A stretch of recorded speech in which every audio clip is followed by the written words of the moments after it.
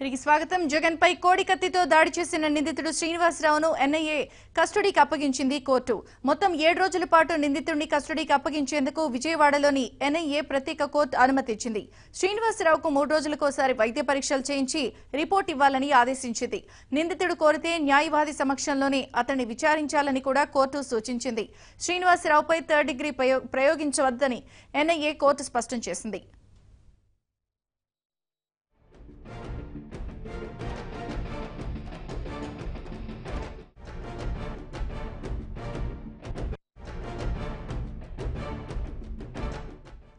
గతేడాది అక్టోబర్ 25న విశాఖ విమానాశ్రయంలో జగన్ పై కోడి కత్తితో శ్రీనివాస్ దాడి చేశాడు. ఈ కేసు విచారణను జాతీయ దర్యాప్తు సంస్థకు అప్పగిస్తూ హైకోర్టు ఉత్తర్వులు జారీ చేసింది. దీంతో కేసును విశాఖ కోర్టు పరిధి నుంచి విజయవాడకు బదిలీ చేశారు. జాతీయ దర్యాప్తు సంస్థ కేసులు విచారించే విజయవాడలోని మెట్రోపాలిటన్ సెషన్ జడ్జి కోర్టు కేసును బదిలీ చేశారు. కేసు పత్రాలను కూడా ఎన్ఐఏ కోర్టుకు పంపించారు. నిందితుడు శ్రీనివాస్ను నిన్న అర్ధరాత్రి విశాఖ సెంట్రల్ జైలు నుంచి విజయవాడకు తరలించారు. ఇవాళ ఉదయం కోర్టులో హాజరుపరిచారు.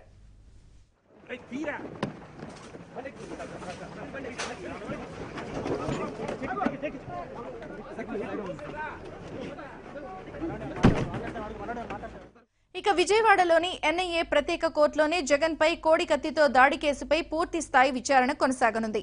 ఈ క్రమంలో నిందితుడు శ్రీనివాస్ ను పోలీస్ కస్టడీకి అప్పగించాలంటూ ఎన్ఐఏ అధికారులు పిటిషన్ దాఖలు చేశారు. నిందితుడి తరపు న్యాయవాది లేకపోవడంతో కస్టడీ పిటిషన్ కాపీని నిందితుడు శ్రీనివాస్ కు అందజేశారు. అయితే తనను న్యాయవాది సమక్షంలోనే విచారించాలని నిందితుడు కోరాడు. విశాఖలో పోలీసులు కస్టడీకి తీసుకున్న సమయంలో తనను తీవ్రంగా వేధించారని శ్రీనివాస్ చెప్పాడు.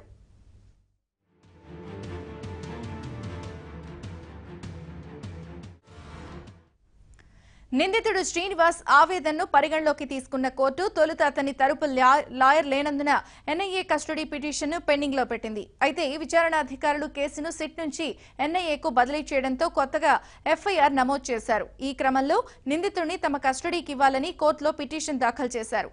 దీన్ని పరిగణలోకి తీసుకున్న కోర్టు నిందితుడిని 7 రోజుల పాటు ఎన్ఐఏ కస్టడీకి ఇచ్చేందుకు అనుమతిచ్చింది.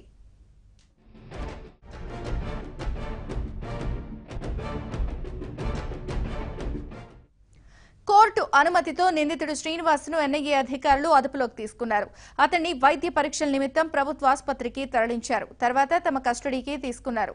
సంచలనం రేపిన జగన్ పై దాడి కేసులో ఇప్పటికే పలు మలుపులు చోటు చేసుకున్నాయి. హైకోర్టు ఆదేశాలతో కేసు విచారణ ఎన్ఐఏకు బదిలీ అయింది.